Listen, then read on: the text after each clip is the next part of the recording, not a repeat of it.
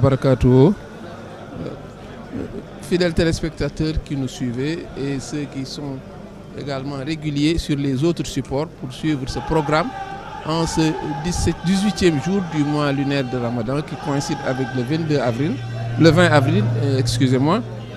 Nous passons à présent à notre relation sur les écrits de Cheikh Ahmadou Bamba et aujourd'hui nous avons choisi de vous parler d'un titre également qui est un chef-d'œuvre.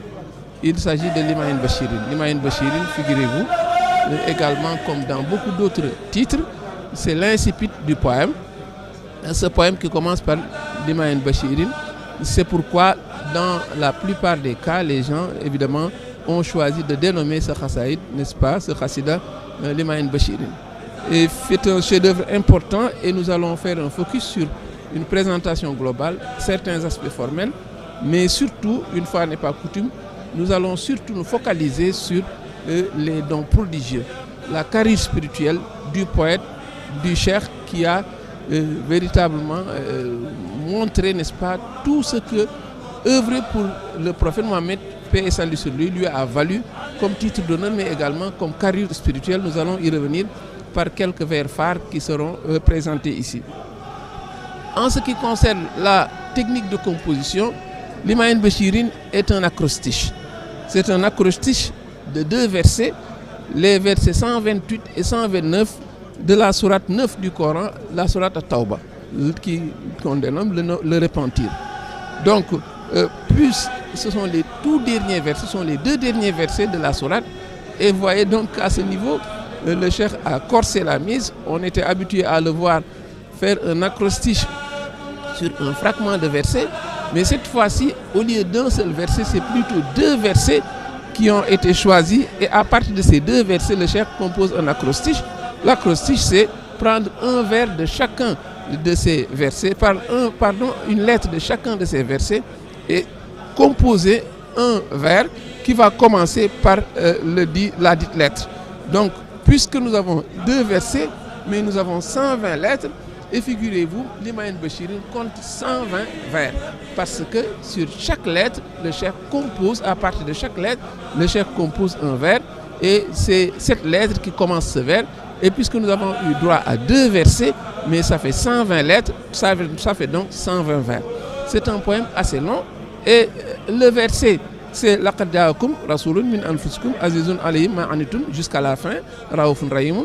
Le deuxième verset, qui est le verset 128, dit wa in tawallu fa in tawallu faqul hasbiyallahu jusqu'à la fin, wa huwa rabbul arshil azim. Donc ce sont 2 versets que le cheikh a choisis qui sont les tout derniers et ce sont des versets dont le sens est le suivant. Certes, un messager pris parmi vous est venu à vous, auquel pèse lourd, qui partage donc, qui ressent les difficultés que vous subissez, qui est un pilier qui est plein de sollicitude pour vous et qui est compatissant et miséricordieux envers les croyants. Deuxième verset, alors s'il se détourne, dit Allah me suffit, il n'y a de divinité que lui, en lui je place ma confiance et il est le Seigneur du trône immense. Donc nous sommes là avec 2 versets et 120 lettres qui donnent donc 120 vers pour ce poème-ci. Alors l'acrostiche donc est très représentatif. L'autre particularité de ce poème, on avait l'habitude de voir des poèmes qui sont écrits avec un seul mètre de vers. Figurez-vous, l'Himayat Bashirin est écrit avec 2 types de mètres. Il y a 45 vers qui sont composés sur la métrique Tawil et il y a 75 autres vers qui sont composés sur la métrique Basit. Donc vous voyez que même dans la déclamation, ça se ressent. À partir du 46e vers, on change de rythme, on change de mélodie, on change de mètre, donc c'est également une particularité. Et souvent, c'est une chose qu'on n'a pas l'habitude de voir, peut-être dans un poème comme Min al-Khadim ila al-Makhdoumi, où le cheikh commence par la métrique Basit et termine par la métrique Rajaz. Mais c'est une pratique qui est très rare et que l'on voit très peu, mais c'est la preuve donc que le cheikh, n'est-ce pas, a plus d'un trou dans son sac, il a plus de cordes, il a plus de cordes dans son arc, donc il a beaucoup de cordes à son arc. Et il peut, n'est-ce pas, faire, n'est-ce pas, des combinaisons, n'est-ce pas, insoupçonnées, mais c'est la preuve de sa maîtrise de la langue arabe. En ce qui concerne le préambule également s'ouvre sur la formule A'ouz billahi minash shaitanir rajim, où le cheikh demande à Allah de le prémunir contre Satan le lapidé.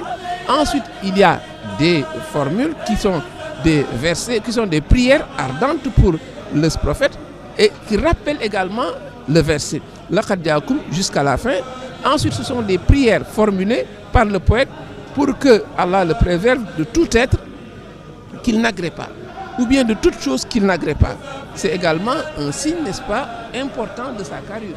Ce sont des prières également où le cheikh dit suscite par les lettres de ce poème la joie du prophète. Donc il prie pour que ce poème soit la joie du prophète, cette béatitude tant recherchée pour ce prophète, et fait de ce poème, dit-il, le meilleur agrément, fait de ce poème qu'il soit le meilleur agrément et la plus grande béatitude pour le prophète Mohammed, paix et salut sur lui. Donc là également, nous insistons sur le préambule parce que le préambule également est très développé. Il y a beaucoup de choses qui sont convoquées dans ce préambule. En ce qui concerne maintenant le plan de présentation que nous avons choisi, c'est un panégyrique, c'est vrai. L'allure globale du poème, c'est le panégyrique, parce qu'on sait que dans l'écriture du cheikh, souvent, la pratique qu'on constate, c'est que le sens du verset se déteint souvent sur l'allure ou l'orientation du poème. Et on sait que ce poème-ci est un poème fortement marqué par le panégyrique, mais une fois n'est pas coutume, nous allons opérer d'une autre manière cette fois-ci.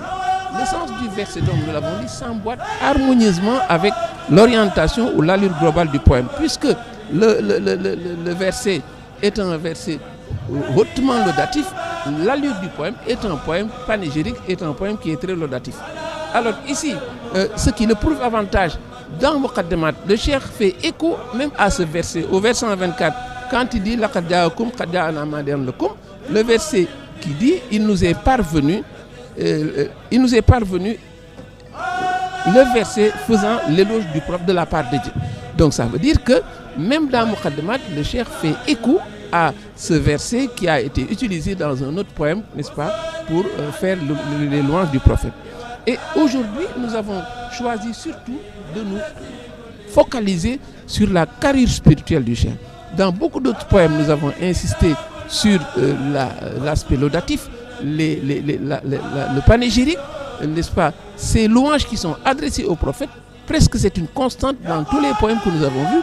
Aujourd'hui, nous avons pris le parti de faire un focus sur la carrière spirituelle du cheikh, sur ce qu'il a dit de lui et qu'il émane de son Seigneur, ce que les dons prodigieux qui ont été remis gracieusement au cheikh par le truchement du prophète.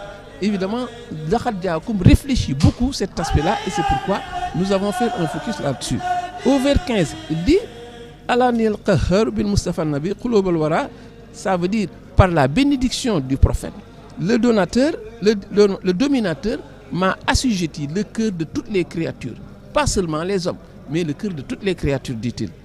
Ensuite, il dit au vers 53 Nabiyun al-Qadali ma la astobi notre prophète m'a accordé des dons qui m'ont fait accéder à l'indépendance, conduisant avec moi la communauté des fidèles, et ceci est une faveur dans les bienfaits. C'est la preuve donc que c'est un poète, c'est un homme de Dieu universel, mais également qui embrasse tout l'univers par les dons prodigieux qu'il vient de son Seigneur. Il dit également au vers 63 Aqsamtu billahi inni nabi abadan khilun wa hibbun uma abaw ya abaw. Je jure que je suis à demeure l'ami et le bien-aimé du prophète, et ce qu'il aborde, je l'exècre. Vers 64 Nabiyun al-Mustafa khairul wara gharadi fi kulli shay'in uma ya abaw. Notre prophète, l'élu le plus pur, al-Mustafa, la meilleure des créatures, est mon objectif dans toute chose, et ce qu'il honnit, je le conspue. Propos qui certifie son extinction en ce prophète qui est son maître, qui est sa référence, celui qui, pour l'amour de qui il a enduré et a tant enduré pendant 3 ans, mais le clou dans le choix de ses vers est sans conteste le vers 22, quand le cheikh dit Zimamul wara ansri ladallahi fi yadi wa ma rumtu min malikin khadibin ani. Dieu a mis à ma gouverne la destinée des créatures de mon époque, et Dieu honore volontiers les requêtes que je lui adresse. Ça, c'est le vers phare. C'est le vers qui est véritablement le clou, mais le vers le plus actuel, celui qui est le plus proche de nous et celui où il dit Bil Mustafa liban al-Qudus madrasatan biha yazul aza wal jahl wal kabadu. Par la grâce du prophète, l'élu le plus pur al-Mustafa, le très saint al-Qudus m'a gratifié d'un centre d'études et d'enseignement qui dissipera le malheur, l'ignorance et l'instabilité. Et on a beau dompter les esprits, mais nul ne peut manquer de penser à cette grande université que le calife est en train d'édifier au nom de Serigne Touba. Puisse Dieu faire qu'il le termine et qu'il y ait encore d'autres œuvres qui seront au bénéfice de tous les disciples, au bénéfice également de l'envergure de Serigne Touba. Merci de nous avoir suivis. À bientôt et bon Ramadan.